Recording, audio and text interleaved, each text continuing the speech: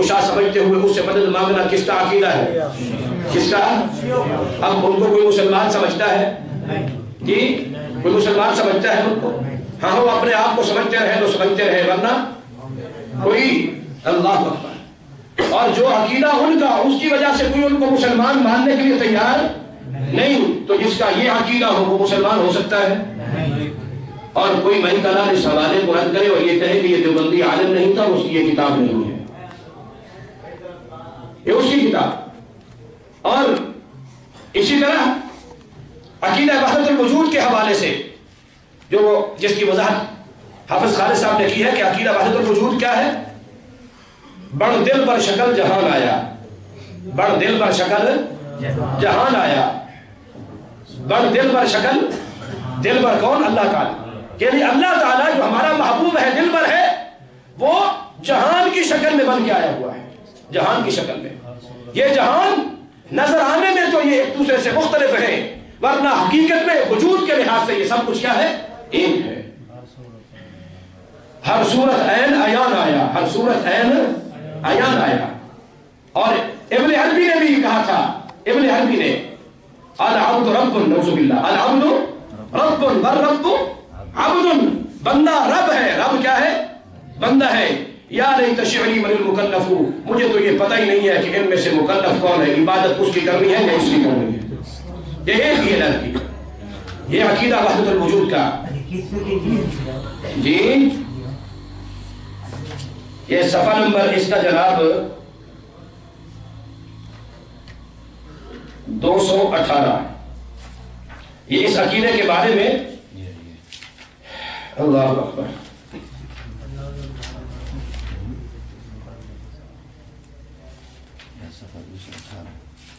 امداد مکی کا ہے؟ جی جی جی، امداد اللہ مکی صاحب۔ موسیقی تو نہیں مانے گا، دوسروں قریشی نہیں مانے گا۔ کیوں نہیں مانے گے؟ میں بھی دکھاتا ہوں، میں بھی ان کا بھی دکھاتا ہوں۔ تو نہیں مانگے گا۔ صفحہ نمبر 218، رسالہ درمیان وحدت الوجود، درمیان اس وحدت الوجود کے عقیدے کو ثابت کرنے کے لیے مستقل رسالہ لکھا، مستقل یہ رسالہ، اور اس میں یہ مقدمہ ہے، پھر آغاز ہے، اور اس کا جواب سوال تھا کہ عقیدہ وحدت الوجود کے بارے میں ہمارا نظریہ کیا ہے، ہمارے مشائخ کا اور ہماری جماعت کا۔ لکھتے ہیں کہ نقطہ شناسہ مسئلہ وحدت الوجود، حق کو صحیح است، دری مسئلہ شک کو شبہ نیست، معتقد فقیر و ہما مشائخ، فقیر معتقد کسانی کے با فقر بیعت کردہ، تعلق میں دارن ہمیں است مولوی محمد قاسم صاحب مرحوم، مولوی رشید احمد صاحب، مولوی محمد یعقوب صاحب، مولوی احمد حسن صاحب، کہ جناب یہ میرے ساتھ تعلق رکھنے والے، میرے مشائخ، میرے بیعت شدہ، اور یہ جتنے بھی لوگ ہیں، یہ سارے کے سارے ہمارے نزدیک یہ مسئلہ صحیح اور حق ہے، اور اس میں کسی قسم کا کوئی شک و شبہ نہیں ہے۔ یہ گنگوئی صاحب ہے جی، یہ حاجی امداد اللہ مکی صاحب ہے۔ گنگوہی صاحب کو بھی ساتھ انہوں نے شمار کیا کہ رشید احمد گنگوہی کا بھی یہی عقیدہ ہے، مولوی قاسم نانوتوی کا بھی یہی عقیدہ ہے۔ اور صرف یہی نہیں ہمارا، بلکہ معتقد فقیر و ہما مشائخ، سارے مشائخ و معتقدین، جتنے بھی معتقدین ہیں ہمارے، سب کا یہی عقیدہ ہے کہ یہ وحدت الوجود کا عقیدہ کیا ہے؟ حق ہے، سچ ہے، اور یہ جناب اس میں کسی قسم کا کوئی شک و شبہ نہیں ہے۔ اور حالانکہ اس عقیدے کا مقصد جیسے پہلے بھی آپ سن چکے ہیں کہ جناب اللہ اللہ ہے اور مخلوق کیا ہے؟ مخلوق ہے۔ اللہ مخلوق نہیں ہے، مخلوق اللہ نہیں ہے۔ اللہ میں اور مخلوق میں کیا ہے؟ فرق ہے۔ اللہ ہمیشہ رہنے والا ہے، مخلوق ختم ہونے والی ہے، مخلوق فانی ہے، اور اللہ کو کیا ہے؟ بقا اور دوام ہے۔ اور اسی حوالے سے ہی شہید صاحب، یہ جو آپ نے کہا ہے نا، یہ تو ابو ذر بخاری بھی نہیں مانتا تھا۔ ہاں جی، نہیں یہ وہ بات نہیں ہے جو اب یہ ایک حوالہ تھا جو تذکرۃ الرشید کے حوالے سے پیش کیا تھا۔ بعض دوست احباب کہتے ہیں جناب بس کتاب سے ایسے ہی ہمیں سنا دیا، دیکھا نہیں ہے۔ یہ صفحہ نمبر 242 جلد نمبر 2 ہے اس کی تذکرۃ الرشید کی۔ یہ اس کے اوپر یہ واقعہ لکھا ہوا ہے۔ ایک بار ارشاد فرمایا، ضامن علی جلال آبادی کی سہارنپور میں بہت رنڈیاں مرید تھیں۔ ایک بار یہ سہارنپوری میں کسی رنڈی کے مکان پر ٹھہرے ہوئے تھے، باہر کوئی کانفرنس سے ہوئے،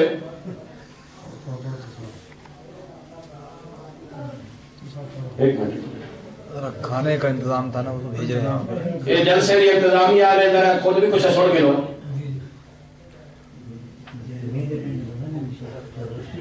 صرف 15-20 منٹ باقی رہا تسلی کرو انشاءاللہ بجت دے گا فارغ ٹھیک ہے ویسے ایسا فکر نہ کرو انشاءاللہ اتنا وہی بیٹھن تھے جنہا مغرب تک درس اتھو چھوڑ کے آئے اتھے چاول تھوڑے جا کھا ہے انشاءاللہ اتنا ہی برکت فرمائے سن یہ صفحہ نمبر 242 کتاب تذکرۃ الرشید ہے اور یہ بات کر رہے تھے غوث اعظم کون ہے مدد عطا کرنے والا کون ہے استستغیثون ربکم مدد عطا کرنے والا کون اور استستغیثون یہ استغاثہ جو ہے یہ غیث سے بھی ہے غیث کا معنی کیا ہوتا ہے بارش طلب کرنا بارش دینے والا بھی کون اور غوث سے ہے غوث کا معنی ہوتا ہے نصرت اور مدد کرنے والا نصرت مدد کرنے والا بھی کون استعانت کس سے کرنی ہے اللہ سے اور مدد اعانت اس نے کرنی ہے ہماری جی مگر یہی کتاب تذکرۃ الرشید اب اس میں تذکرۃ الرشید یہ رشید احمد گنگوہی کا تذکرہ کرتے ہوئے یہ جناب کیا لکھتے ہیں مقدمے کے اندر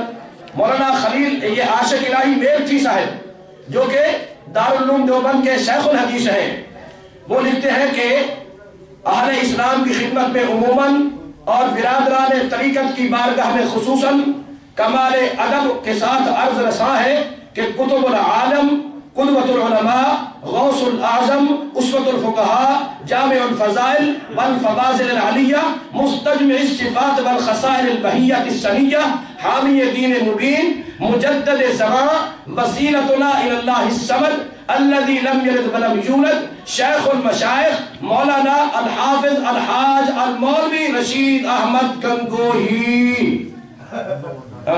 ہم تو پٹتے تھے کہ وہ غوث اعظم اس کو بناتے ہیں ہو سکتا ہے کسی ظالم نے ایسے ہاں بالکل ظالم نے لکھا ہے جس نے لکھا ہے وہ ظالم ہی ہے ہمارے نزدیک ظالم ہے دارالعلوم دیوبند کا عالم اور ظالم ہے اللہ اکبر یہ تو وہی بات ہے ایک پروگرام چلتا ہے عالم آن لائن یہ آج جو پروگرام چل رہا ہے یہ ظالم آن لائن ہے یہ ظالم آن لائن ہے عالم آن لائن نہیں ہے واقعی ظالم ہے جو شخص رشید احمد گنگوہی کو کہتا ہے کہ یہ غوث الاعظم ہے اور اس کے متعلق یہ قدوۃ العلماء یہ کتب العالم ہے کتب العالم کتب جانتے ہیں کس کو چکی ہوتی ہے نا چکی کے درمیان ایک کیا ہوتا ہے کل اس چکی کے اوپر کل کے اوپر ساری چکی کا کیا ہوتا ہے دار و مدار تو عالم پوری کائنات کا دار و مدار جس قطب کے اوپر ہے جس قلی کے اوپر ہے جو سارا نظام چل رہا ہے چلانے والا ہے وہ کون ہے مگر اس نے کیا کیا اس ظالم نے رشید احمد گنگوہی کو بنا دیا کہ یہ جناب کیا ہے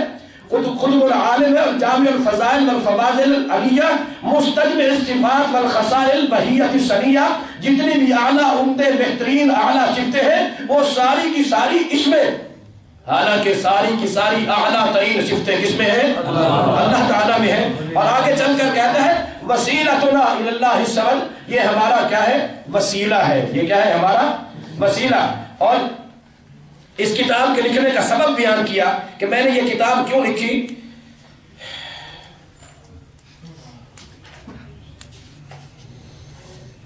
اثناء کتابت جب میں یہ کتاب لکھ رہا تھا جب میں اثناء کتابت ایک صاحب دل دیندار شخص جن کی صورت میں نے کبھی نہیں دیکھی بس ابھی نے ڈاک لفافہ پہنچا ایک نیک آدمی نے خط لکھا لفافہ ملا مجھے تو اس میں لکھا ہوا تھا میں نے خواب دیکھا ہے کہ رسول مقبول کی سوالیں لکھی جا رہی ہے رسول مقبول کی سوالیں لکھی جا رہی ہے اور ایک بزرگ نے اس کی تعبیر دی معلوم ہوتا ہے کہ شریعت کے کسی کامل متبع کی سوالے کا اہتمام ہو رہا ہے پس مبارک ہو کہ یہ منامی بشارت تیرے ہاتھوں پوری ہو رہی ہے یہ عاشق الہی کو کہا کہ یہ تیرے ہاتھوں پوری ہو رہی ہے جو اس نے خواب دیکھا تھا کہ نبی صلی کی سیرت لکھی جا رہی ہے تو یہ تیرے ہاتھوں یہ خواب پورا ہو رہا ہے نعوذ باللہ من ذالک کہ یہ اللہ اکبر تو اب اس میں یہ جناب لکھتے ہیں کہ ایک سہارنپور میں رنڈیاں مرید تھی اور جلال آبادی جناب ان کے مکان پر کسی رنڈی کے مکان پر ٹھہرے ہوئے سب مرید نے اپنے میاں صاحب کی زیارت کے لیے حاضر ہوئی مگر ایک رنڈی نہیں آئی میاں صاحب بولے فلانی کیوں نہیں آئی پیر ہوئے تو کیوں کیا سارے مرید لینا پڑتا ہوئے ایک اکیلی ہے فلانی کیوں نہیں آئی رنڈیوں نے جواب دیا میاں صاحب ہم نے اس سے بتھیرا کہا کہ چل میاں صاحب کی زیارت کو اس نے کہا میں بہت گنہگار ہوں بہت روسیہ ہوں میاں صاحب کو کیا منہ دکھاؤں میں زیارت کے قابل نہیں. میاں صاحب نے کہا نہیں جی تم اسے ہمارے پاس ضرور لانا. چنانچہ رنڈیاں اسے لے کر آئیں. جب وہ سامنے آئی تو میاں صاحب نے پوچھا بی تم کیوں نہیں آئی تھی؟ اس نے کہا حضرت روح سیاہی کی وجہ سے یعنی گناہوں کی وجہ سے زیارت کو آتی ہوئی شرماتی ہوں. میاں صاحب بولے بھی تم شرماتی کیوں ہو؟ کرنے والا کون کرانے والا کون؟ وہ تو وہی ہے.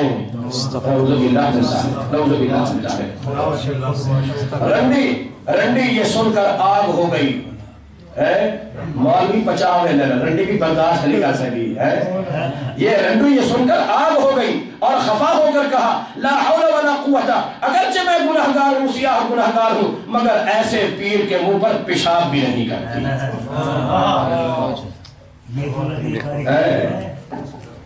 پیر کو والی فرق نہیں کیا.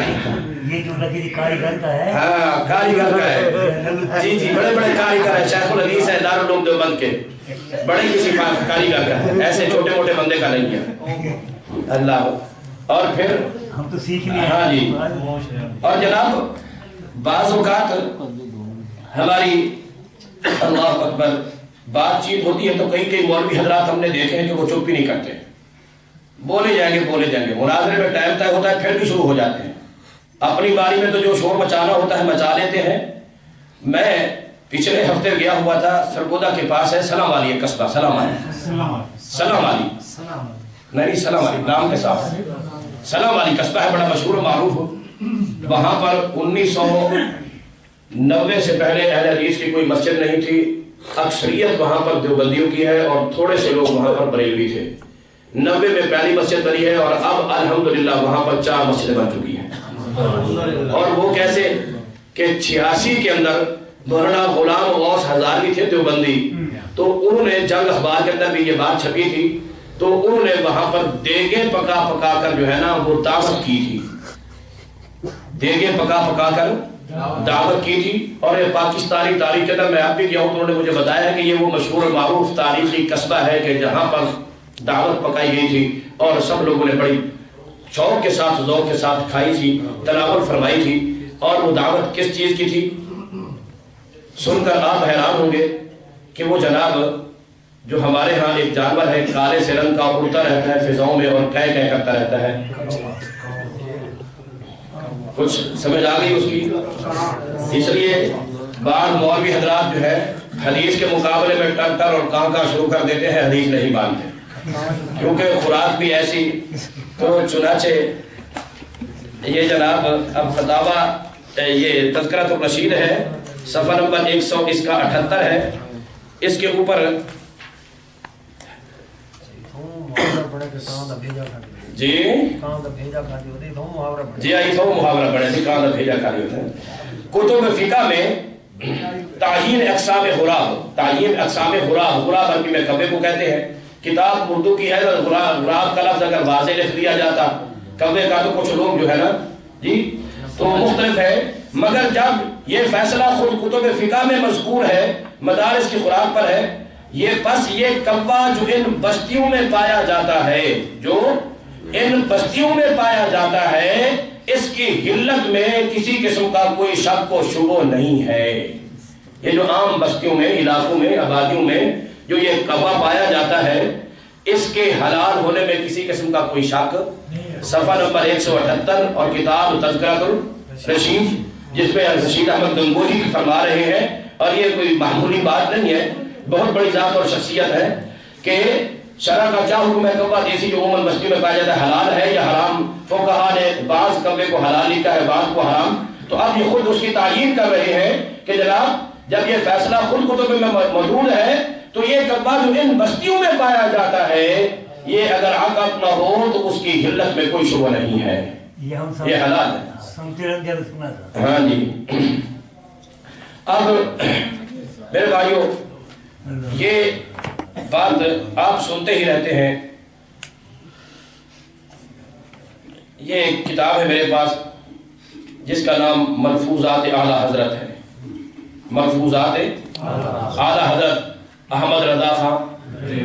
ہاں جی خان صالح کی تھا میں بھی ایک تقریر کر کے گیا بن بے خان صاحب نے اٹھا شروع کر دی تھی. یہ جناب صفحہ نمبر 29 اور حصہ سوم، حصہ سوم۔ احمد رضا خان بریلوی، یہ جناب انبیاء کرام علیہم السلام کی حیات حقیقی حصی دنیاوی ہے۔ انبیاء کرام علیہ السلام کی حیات حقیقی حصی دنیاوی ہے۔ اور آگے چل کر لکھتے ہیں وہ اپنی قبور میں کھاتے پیتے نماز پڑھتے ہیں۔ اور آگے چل کر لکھتے ہیں کہ سیدی محمد بن عبد الباقی زرقانی فرماتے ہیں انبیاء علیہ السلام کی قبور مطہرہ میں ازواج مطہرات پیش کی جاتی ہیں اور ان کے ساتھ شب باشی فرماتے ہیں۔ یہ صفحہ نمبر 29 ہے ملفوظات اعلیٰ حضرت بریلوی کی، صفحہ نمبر 29 کہ انبیاء کی حیات جو ہے وہ کیا ہے؟ حصی کا معنی تمام تر احساسات کے ساتھ، اور دنیاوی جیسے دنیا میں تھی، کھانا بھی، پینا بھی، اٹھنا بھی، بیٹھنا بھی، چلنا بھی، پھرنا بھی، نماز بھی، روزہ بھی، عبادت بھی، سب کچھ بھی جی حیات کیا ہے؟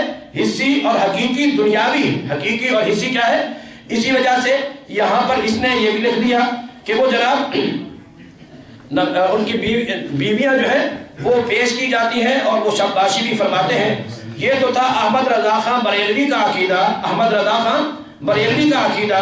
اور اب کتاب یہ ہے میرے پاس عقائد علماء اہل سنت دیوبند، عقائد علماء اہل سنت دیوبند۔ اس کتاب کا اصل علمی نام المہند علی المفند ہے، اور یہ جناب لکھی ہوئی کس کی ہے؟ مولانا خلیل احمد سہارنپوری، جو کہ دارالعلوم دیوبند کے کیا ہے؟ شیخ الحدیث۔ اس وقت جو بخاری شریف چھپی ہوئی ہے قدیمی کتب خانے کی طرف سے اور مدرسوں میں پڑھائی جاتی ہے، جو اس کے اوپر حاشیہ اور شرح لکھی ہوئی ہے وہ اسی صاحب کی ہے۔ کیا ہے؟ انہی صاحب کی ہے، خلیل احمد سہارنپوری کی۔ اور یہ جناب عقائد علماء دیوبند نے بھی نبی اکرم صلی اللہ علیہ وسلم کے بارے میں جو عقیدہ ہے، صفحہ نمبر اس کا 40، اس میں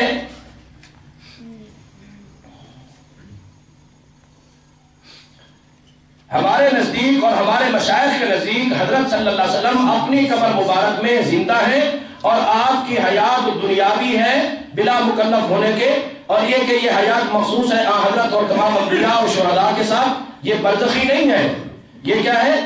دنیاوی ہے۔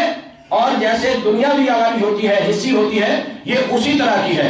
احمد رضا خان نے بھی یہی بات لکھی کہ وہ دنیاوی ہے اور حصی ہے۔ انبیاء نمازیں بھی پڑھتے ہیں، اور یہ فضائل نماز کے اندر مولانا زکریا نے بھی لکھا الانبیاء احیاء فی قبورہم یصلون، کہ انبیاء اپنی قبروں میں زندہ ہیں، نمازیں بھی پڑھتے ہیں، اور ان کی جو زندگی ہے قبر میں وہ حیات جو ہے وہ کیا ہے؟ زندہ ہے، اور کیا ہے؟ زندہ ہے، نمازیں بھی پڑھتے ہیں۔ اب انہوں نے بھی یہی لکھا اور انہوں نے بھی کیا لکھا؟ یہی لکھا، مگر مذہب کیا ہے؟ الگ الگ۔ حالانکہ امام کا ہے ایک، دونوں کا امام کیا ہے؟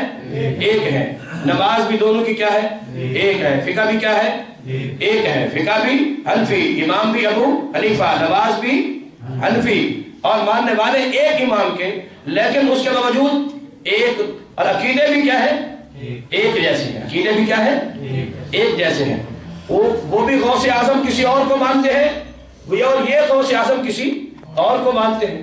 بریلویوں کے غوث اعظم پیر عبد القادر جیلانی ہے، وہ چلو بہت پہلے کے ہیں، لیکن ان کے غوث اعظم تو پچھلی ہی صدی کے ہیں، لیٹسٹ ترین، بالکل تازہ ترین ایڈیشن۔ اور جناب جہاں تک بات آئی تھی غیب کے حوالے سے، کس کے حوالے سے؟ یہ کتاب ہے ارواح ثلاثہ، ارواح ثلاثہ۔ لکھنے والے کون ہیں؟ حکیم الامت حضرت مولانا شاہ اشرف علی صاحب تھانوی، مکتبہ رحمانیہ لاہور کی یہ چھپی ہوئی ہے۔ اب جناب صفحہ نمبر 372 اس کا، یہاں پر جو ہے شاہ عبد الرحیم رائے پوری ایک ان کے عالم تھے، ان کے بارے میں یہاں پر ایک واقعہ لکھا ہوا ہے، صفحہ نمبر 372 ارواح ثلاثہ۔ فرمایا، کس نے فرمایا؟ تھانوی صاحب نے، کہ مولانا شاہ عبد الرحیم صاحب رائے پوری کا قلب بڑا نورانی تھا، میں ان کے پاس بیٹھنے سے ڈرتا تھا کہ کہیں میرے عیوب منکشف نہ ہو جائیں، ان کو میرے عیبوں کا پتہ نہ چل جائے۔ وہ اتنی پہنچی ہوئی سرکار تھی کہ میرے عیبوں کا بھی ان کو پتہ چل جاتا تھا۔ اللہ اکبر۔ جی ہاں جی، اور صرف یہی نہیں، صفحہ نمبر 199 بھائی بولے تھے کہ کشف کے ذریعے ہو سکتا ہے، تو جناب صفحہ نمبر 199 ہے، اور اس میں وہی بات ضامن علی کی آ گئی ہے کہ ایک صاحب کشف حضرت حافظ صاحب کی رحمت اللہ علیہ کے مزار پر فاتحہ پڑھنے کے لیے، وہ مر کے دفن ہو چکا ہے، اس کے مزار کے اوپر ایک صاحب کشف جی وہ کشف والے بزرگ گئے، انہوں نے جا کر مزار کے اوپر فاتحہ پڑھی، مطلب مسئلہ پتہ چل گیا کہ فاتحہ پڑھنا ان کا بھی مذہب ہے اور ان کا بھی کیا ہے مذہب ہے، دونوں کا مذہب کیا ہے ایک۔ فاتحہ پڑھنے لگے، بعد میں فاتحہ کے کہنے لگے بھائی یہ کون بزرگ ہے، بڑے دل لگی بات ہے، جب میں فاتحہ پڑھنے لگا تو مجھ سے فرمانے لگے جاؤ فاتحہ کسی مردہ پہ پڑھی ہو، یہاں زندوں پہ فاتحہ پڑھنے کے لیے کیا آ گئے ہو؟ اندر سے پڑھے پڑھے میں تو جی رہا ہوں، زندہ ہوں اندر، کہ تو میرے اوپر فاتحہ پڑھنے آ گیا ہے، تو جا کسی مردے کے اوپر پڑھ، تو میرے اوپر پڑھنے کے لیے آ گیا ہے۔ اللہ اکبر۔ اور اسی کتاب کے صفحہ نمبر 57، صفحہ نمبر 57،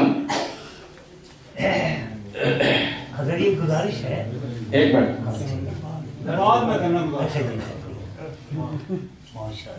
اس مجلس کے ختم ہونے کے بعد الگ یہ جناب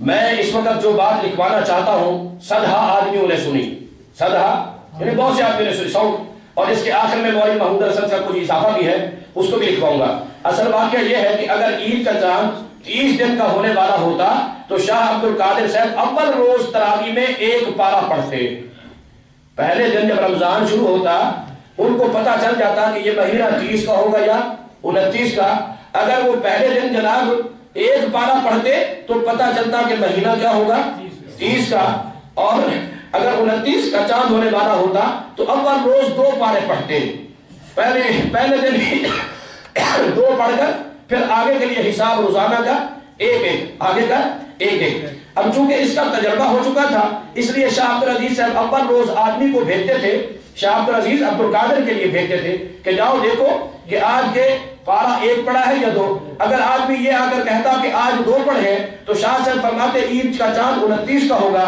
اور یہ بات دوسری ہے کہ ابر وغیرہ کی وجہ سے دکھائی نہ دے، اور اگر یہ بات ہاں جی اگر شاہ صاحب پہلے روز 2 پارے سناتے تھے تو لوگ سمجھ لیتے تھے اب کہ عید کا چاند 29 کا ہوگا، اور دردی دھوبی وغیرہ 29 رمضان تک کپڑوں کی تیاری کے لیے کوشش کرتے، اور 29 کو ہم امکان کا ہم بھی پورا کر دیتے، اور اگر اول روز 1 پارہ سناتے تھے تو سمجھ لیتے تھے کہ چاند 30 کا ہوگا۔ ہاں جی یہ حرام کمیٹی نہ حلال کمیٹی۔ صفحہ نمبر 51، صفحہ نمبر اور ارواح ثلاثہ جناب اس کتاب کے۔ اور ایک بات آج ہمارے ساتھ بہت حجتیں کی جاتی ہیں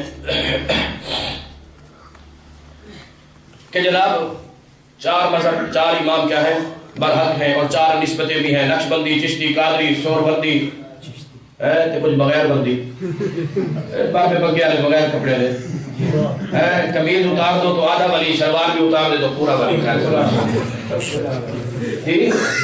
تو جناب 4 سلسلے بھی اور 4 مذہب بھی، 4 مذہب بھی یہ کیا ہے برحق ہے۔ اب آؤ ہم نہیں کہہ رہے، کتاب ارواح ثلاثہ دیوبندیوں کی ہنفیوں کی، لکھنے والے اشرف علی تھانوی صاحب جی، صفحہ نمبر 50، صفحہ نمبر 50۔ ایک بار شاہ عبد العزیز صاحب رحمت اللہ علیہ نے جناب امیر المومنین علی کرم اللہ وجہہ کو خواب میں دیکھا اور دریافت کیا کہ مذاہب اربعہ میں کون مذہب آپ کے مذہب کے مطابق ہے۔ یہ جو 4 مذہب ہیں شافعی، حنبلی، مالکی، حنفی، ان 4 مذہب میں سے کون سا مذہب آپ کے مذہب کے مطابق ہے؟ فرمایا کوئی بھی نہیں،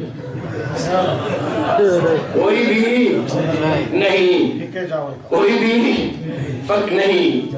اور پھر سلاسل اربع، سلاسل یہ 4 سلسلے جو ہیں سلاسل اربع کو دریافت کیا، اس کی بابت وہی ارشاد ہوا کہ کوئی بھی نہیں، کوئی بھی نہیں۔ اس خواب کی خبر مرزا جانا رحمت اللہ علیہ کو ہوئی، آپ نے شاہ صاحب سے پوچھ بھیجا کہ یہ خواب ازغاس و حلام تو نہیں دیا، سب جو لگے ہوئے ہیں حق کے بھی حق کے ہے، سر بلند ہے، ہم جو اہل حق ہیں، ہم جو لگے ہوئے ہیں اس خواب میں، تو پھر ہمارے پاس کچھ نہیں بچتا، ہمارا تو بیڑا گل ہے۔ یہ خواب ایسا اضغاث و حلام تو نہیں ایسے جو تخیلات اور خیال ہوتے ہیں. اس کے کیا معنی سلاسل اربع اور مذاہب اربع میں سے کوئی بھی المومنین کے موافق نہ ہو. انہوں نے کہا کہ یہ خواب رویائے صالحہ ہے, سچا خواب ہے. صفحہ نمبر 50, صفحہ نمبر 50 یہ جو چھپی ہوئی رحمانیہ کی اس کا ہے, اور صفحہ نمبر 57 ہے دوسری لاہور کی اسلامی کتب خانے کی چھپی ہوئی اس کا الگ ہے. تو میرے بھائیوں, عرض کرنے کا مقصد یہ ہے کہ ہمارے بہت سے دوست اور احباب ان چیزوں سے واقف نہیں ہیں, اور جس کی وجہ سے ہمارے بہت سے ساتھی ان لوگوں کے لیے ایک نرم دل میں رویہ رکھتے ہیں. یہ سوا کے بھی قائل ہیں, مدد غیر اللہ کے بھی قائل ہیں, علم غیب کے بھی قائل ہیں, حتیٰ کہ علم غیب چاول آ گیا ختم پڑھ لیں. صفحہ نمبر, اب آخری حوالہ پر سنا کے میں بات کرتا ہوں. مجھے پتہ چل گیا ہے انتظامیہ والے بھی تھکے کھڑے ہیں. انہیں پہلی دفعہ جلسہ کروائی تھے بڑھاری دمہ نمہ تجربہ ہے اور وہ سیکشن ہے. انہیں پہلے جلسے 4 مولوی اکٹھے کرتے. یہ جناب ایک منٹ بھائی جان, ایک منٹ اولو ایک منٹ سفر کا واقعہ ہے بس جان کہہ صحیح ہے. مولوی کے پاس گراؤنڈ کا طریقہ صحیح. حکایت نمبر 247. اگر مولوی کو چپ کراوڑا ہوئے نا تے شروع مولوی کو رو کری دے بات میں چپ کرا.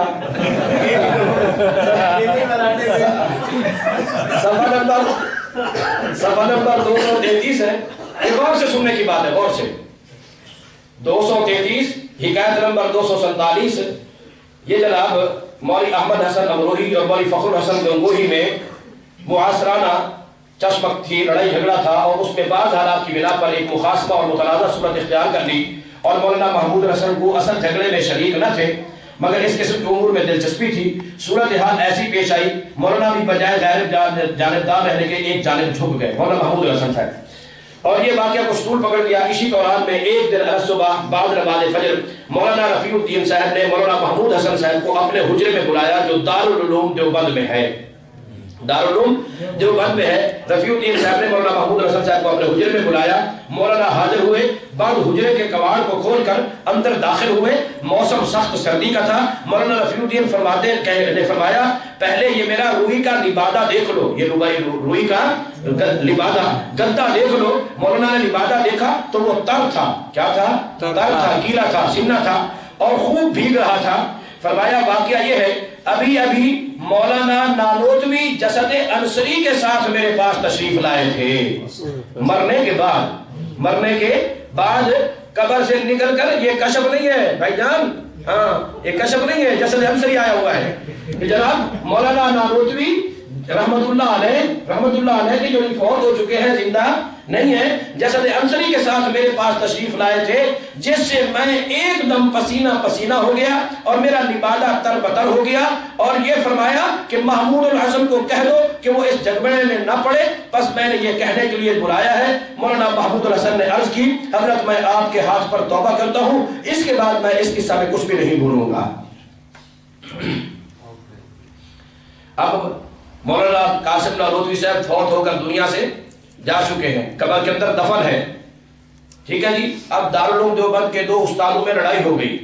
ایک تیسرے استاد ہیں محمود الحسن دیوبندی صاحب, کیسے مدرسوں میں بھی ماشاءاللہ مولوی حضرات کی گروہ بازی ہو جاتی ہے جی. تو محمود الحسن صاحب وہ ان دونوں میں سے ایک کی جانب ذرا زیادہ جھک گئے. اب ان بزرگوں کو قبر میں پتہ چل گیا کہ مدرسے میں یہ 2 بندے مولوی یہ لڑے ہیں, اور یہ تیسرا جو ہے ان میں سے اس ایک کی حمایت کر رہا ہے اور اس کو ایسا نہیں کرنا چاہیے. تو وہ جناب قبر سے باہر جسم جسد انصری کے ساتھ اسی اعضاء والے عنصر اجزاء کو کہتے ہیں کہ اس جسم کے ساتھ اپنے جسد خاکی کے ساتھ وہ باہر آئے اور آ کر اس بزرگ کو کہا میں اس لیے آیا ہوں, وہ 2 لڑ رہے ہیں, یہ ان میں سے ایک کا ساتھ دے رہا ہے, اس کو تم روک دو کہ تم ان میں سے کسی کا ساتھ نہ دو. اللہ اکبر. اب دیکھیے کہ یہ اس کے لیے ایک تو علم ہے کہ اس کو قبر میں پتہ چل گیا. دوسری بات اللہ قرآن میں فرماتا ہے کہ اللہ اکبر رب ارجعون کہنے والے کہتے رہتے ہیں کہ ایک دفعہ واپس بھیج لے. اللہ فرماتا ہے کلا, واپس میں نے نہیں بھیجنا. ورائہم برزخ الی یوم یبعثون, قیامت تک کے لیے ایک پردہ اور رکاوٹ اور آڑ ہے, یہ واپس آ سکتے نہیں. مگر یہ مولوی کیا کہتا ہے دیوبندی؟ کہتا ہے کہ وہ مولانا قاسم نانوتوی دیوبند کے اس مدرسے میں اپنے جسم کے ساتھ فوت ہونے کے باوجود اپنی قبر سے نکل کے آئے، ان کو وہاں پر پتہ بھی چلا کہ ان کی لڑائی جھگڑا ہے، اور اس کو ختم کرانے کے لیے اور ایک کو دبانے کے لیے دوسرے کا ساتھ غلط دینے کے لیے اس کو روک رہے ہیں۔ ان کو یہ بھی پتہ چل گیا کہ یہ ان کا ساتھ دے رہا ہے، تو اس کو روکنے کے لیے جسد عنصری کے ساتھ باہر تشریف لے آئے۔ مگر نبی صلی اللہ علیہ وسلم جب صحابہ کا بعض کا جو اختلاف ہوا اس کو ختم کرنے کے لیے تو نبی صلی اللہ علیہ وسلم مدینہ میں ہوتے ہوئے بھی واپس نہیں آئے، اور علی رضی اللہ عنہ اور نبی صلی اللہ علیہ وسلم حسن و حسین کو بچانے کے لیے اور یزید کو سمجھانے کے لیے بھی نہیں آئے۔ پہلے وہابیہ کو ہی کہہ دیتے کہ اس کو نامزد نہ کرنا، حالات بڑے خراب ہوں گے، مگر نبی صلی اللہ علیہ وسلم نہیں آئے، علی رضی اللہ عنہ نہیں آئے، قاسم نانوتوی آ گئے اور آ کر جھگڑے کو بھی ختم کروا گئے، اور آئے بھی جسد عنصری کے ساتھ، اور اس سے اتنا خوف ہوا کہ سردی کا موسم، مرا ہوا بندہ کیسے جیتے جی آ گیا زندہ، اس لیے میں پسینے سے شرابور ہو گیا کہ میرا گدا بھی سارے کا سارا در، اور پتہ نہیں جو پیشاب بنا رہی ہے پسینے اور سینے پڑھنے کو سبحانک اللہم اشہد ان لا الہ الا انت استغفرک و اتوب الیک۔ بھائیو، میں یہ گزارش کروں گا ہمارے ساتھی جو ہے ایک اعلان سن لیں۔ آنے والا خطبہ جمعہ دارالحدیث محمدیہ میں قاری صاحب میر محمدی پڑھائیں گے، اور اسی طرح آنے والی مسجد کے اندر انشاءاللہ فضیلت الشیخ عبدالخالق صاحب حافظہ اللہ کویت والے وہ انشاءاللہ پڑھائیں گے، اور اگلے جمعے والے دن مغرب کی نماز کے بعد درس ہے جامع مسجد القدس چار جموں والا، وہاں ہمارا ماہانہ پروگرام ہوتا ہے، انشاءاللہ وہاں پر پروگرام ہوگا، تو بھائیوں ساتھوں سے گزارش ہے کہ شرکت فرمائے، جزاکم اللہ خیر۔ شہید صاحب یہ جو ہزاری دوران تمام ایک میں آپ کو عقیدہ کی طرف بلانے کے لیے میرے بھائیوں یہ بات بھی یاد رہے، ہمارا مقصد نہ ہی فرقہ واریت ہے، نہ کسی کا مقصد ہے کہ خلاف اور اختلاف ہے، ہم صرف عقیدے کی دعوت دے رہے ہیں کہ قرآن کے عقیدے کو سمجھیں اور حدیث کے عقیدے کو سمجھیں اور اس کو اپنائیں اور اختیار کریں۔ قولوا مع الصادقین، جو سچے لوگ ہیں ان کا ساتھ دیں، جو جھوٹے لوگ اور غلط شرک کرنے والے بدعتی لوگ ہیں ان کا ساتھ نہ دیں، اور ان کو اپنا حمایتی بھی نہ سمجھیں نہ بنائیں، خالص کتاب و سنت کو اختیار کریں اور اپنائیں۔ اللہ تعالیٰ عمل کی توفیق عطا فرمائے۔ میں آنکھوں سے دیکھ کے آیا ہوں، لوگوں نے سنا تھا غزالی زمان جہاں پر لکھوں کے آگے کیا خیر ہو، وہاں کو مجموعہ تھا مدرسے کا، وہاں یہ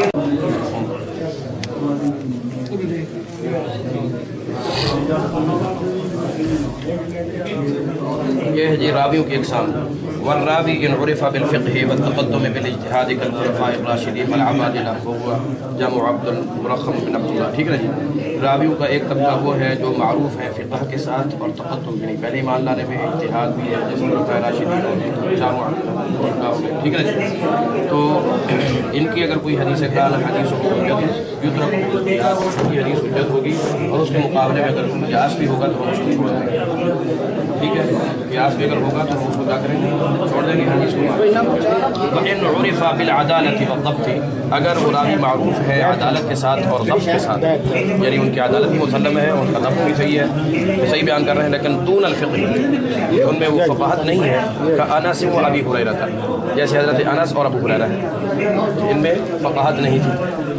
ان وافق حدیثه القیاس، اگر ان کی حدیث قیاس کے موافق ہوگی، عمل به، اس پر عمل کیا جائے گا، وان خالفه، اگر مخالف ہوگی، لم یترک الا بالضرورہ، اس کو نہیں چھوڑا جائے گا مگر ضرورت کے تحت، ضرورت ہے اس کے تحت اس کو چھوڑ دیا جائے گا۔ اور ضرورت کیا ہے؟ وہی ہے، اور ضرورت کیا ہے کہ انه لو عمل بالحدیث، اگر حدیث پر عمل کیا جائے اور قیاس کو چھوڑ دیا جائے تو لن سد باب الرائے من کل وجہ، تو رائے کا دروازہ جو ہے بند ہو جائے گا، پوری طور پر کیا ہو جائے گا، دروازہ بند ہو جائے گا۔ اور اس میں یہ ہوتا کیا ہے کہ ہو سکتا ہے کہ وہ بات فلعل الراوی نقل حدیث بالمعنى على حسب فهمه، کہ اس صحابی نے اس حدیث کو اپنے لحاظ سے نقل کیا اور اس کے معنی کو سمجھا اپنے فہم کے اعتبار سے، لیکن اس نے سمجھنے میں غلطی کی، اور ورم یدرک مراد رسول، اور رسول کی مراد کو نہ سمجھ سکتا کہ رسول کا مقصد کیا ہے۔ اس نے اس کو سمجھنے میں غلطی کی، فلہذا کان مخالفا للقیاس، اس لیے وہ قیاس کے خلاف ہے، فلہذہ الضرورۃ یترک الحدیث، اس ضرورت کے تحت اس حدیث کو چھوڑ دیا جائے گا، ویعمل بالقیاس، اور قیاس پر عمل کیا جائے گا، وہذا لیس ازدراء بابی ہریرہ واستخفافا بہ، اور یہ حضرت ابو ہریرہ رضی اللہ عنہ کی توہین یا بے ادبی نہیں ہے، معاذ اللہ منہ، بل بیان لنکتۃ فی هذا المقام، لیکن اس مقام پر ہمیں نکتہ بتانا چاہتے تھے، اس لیے فتنبہ، خبردار ہو جائے۔ عرب و نکتہ کیا ہے؟ یہ حاشیہ نمبر 14 نکتۃ لترک الحدیث، کسی طرح ہم حدیث کو کس طرح چھوڑیں، یعنی یہ نکتہ ہے کہ حدیث کو کس طرح چھوڑیں، حدیث کو ترک کرنے کے لیے ہم نے یہ اصول بنایا تاکہ اس حدیث سے ہماری جان چھوڑے۔ اور ظاہر ہے کہ صحابہ کرام رضوان اللہ علیہم اجمعین کے زمانے کے اندر جو لفظ فقہ کا تھا، یہ جو اب فقہی اصطلاح میں کی صورت میں فقہ کا لفظ ہے، اس انداز میں مروج ہی نہیں تھا، ٹھیک، وَلِيُنذِرُوا قَوْمَهُمْ إِذَا رَجَعُوا إِلَيْهِمْ لَعَلَّهُمْ يَرْجِعُونَ، لولا نفر من كل فرقة منهم طائفة ليتفقهوا في الدين، کہ دین کا تفقہ، دین کی سمجھ فہم، اور من يرد الله به خيرا يفقهه في الدين، جس کے ساتھ اللہ تعالیٰ بھلائی کا ارادہ کرتا ہے تو اس کو دین کی فقہ عطا کرتا ہے، سمجھ عطا کرتا ہے۔ لغوی اعتبار سے، اصطلاحی طور پر تو یہ فقہ اجتہاد اور اس معنی میں آ گیا نا، لیکن لغوی اعتبار سے فقہ کا معنی سمجھ، بوجھ، فہم، ادراک، ٹھیک ہے نا جی، اور وہ صحابہ سے بڑھ کر کسی اور کا اعلیٰ اور نہیں ہو سکتی۔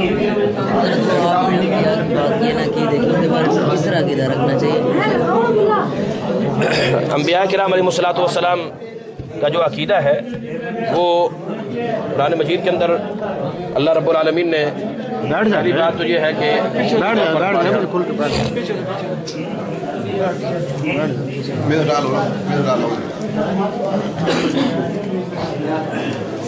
ان کے سامنے آواز نہیں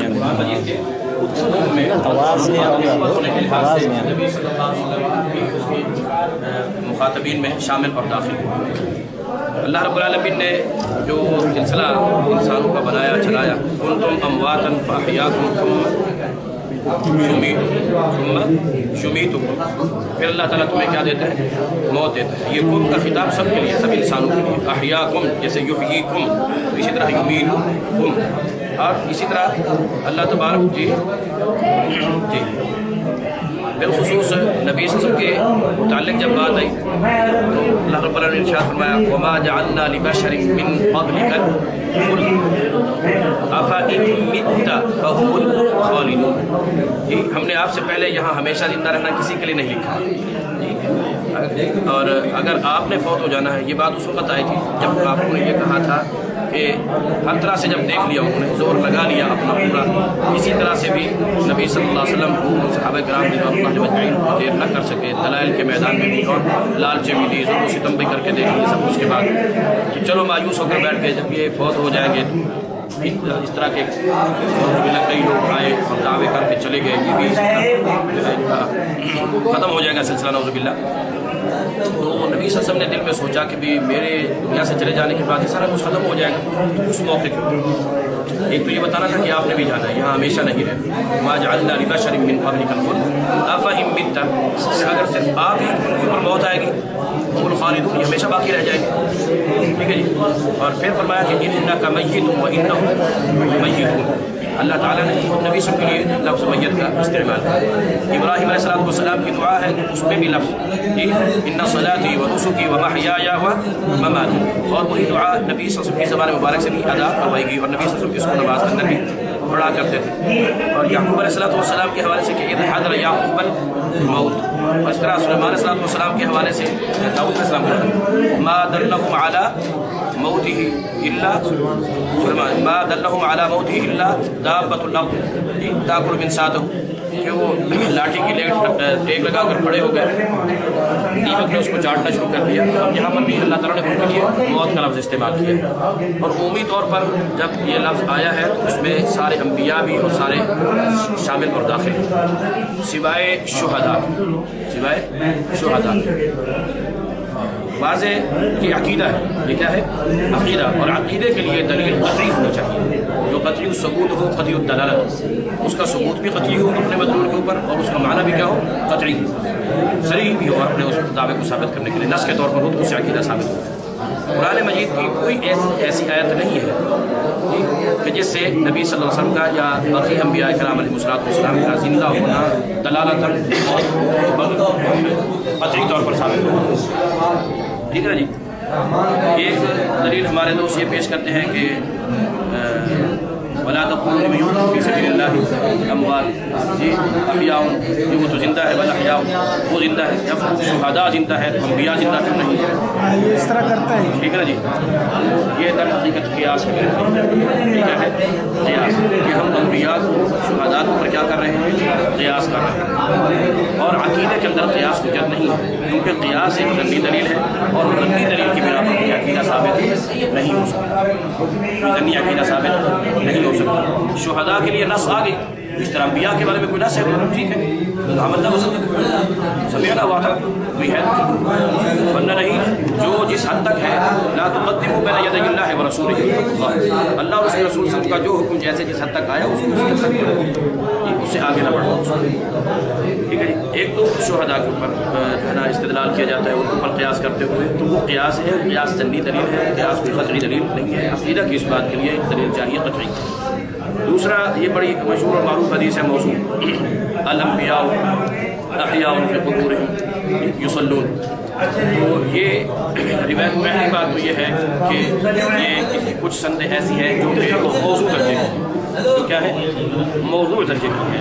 موضوع ہماری من پڑا جس میں کذاب قسم کے راوی ہے نبی صلی اللہ علیہ وسلم جب وہ ان سندوں کے ساتھ ہے تو وہ تو کسی بھی اعتبار میں نہیں آتی کسی بھی کھاتے میں نہیں آتی. اس کو حدیث کہنا بھی جو ہے نا وہ زیادتی ہے.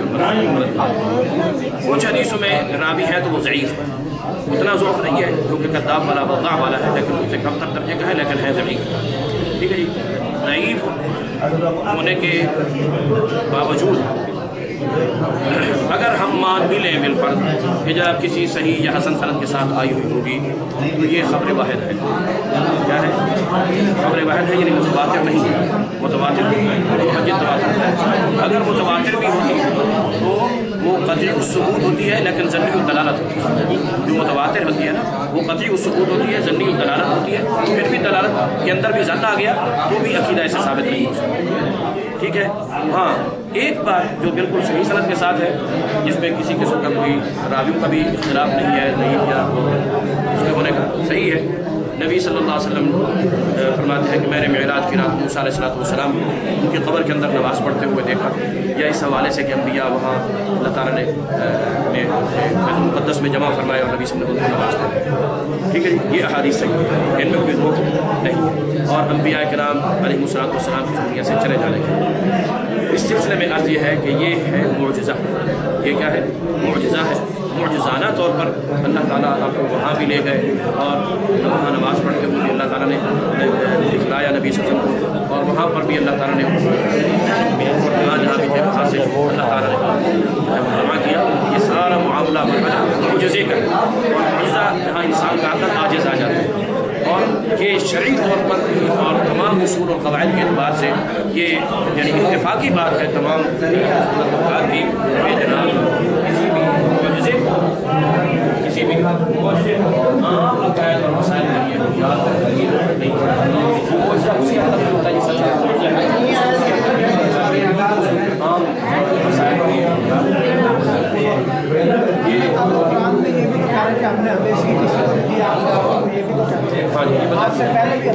ہاں جی یہ بتایا ہے وما جعلنا لبشر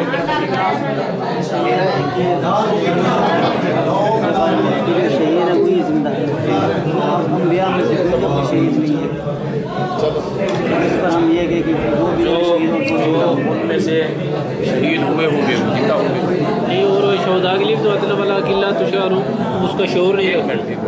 پہلی چیز تو یہ ہے کہ اللہ تعالیٰ نے نبی صلی اللہ علیہ وسلم انہوں نے پورے ارادے کیے آپ کو قتل کرنے کے یا جس طرح بھی کرنے کے لیکن اللہ تعالیٰ نے فرمایا کہ ان کے ہاتھ بھی آپ تک ہم نہیں پہنچے. اللہ یعصمک من الناس کہ ان کا جو مقصد ہے اس میں یہ کامیاب نہیں ہوگے ہم محفوظ ہیں. عصمت انبیاء کا جو مسئلہ ہے جس سلسلے میں تھوڑا سا اختلاف ہے کہ کیا اللہ تعالیٰ کے نبیوں میں سے کوئی نبی واقعی قتل ہوا ہے یا نہیں ہوا.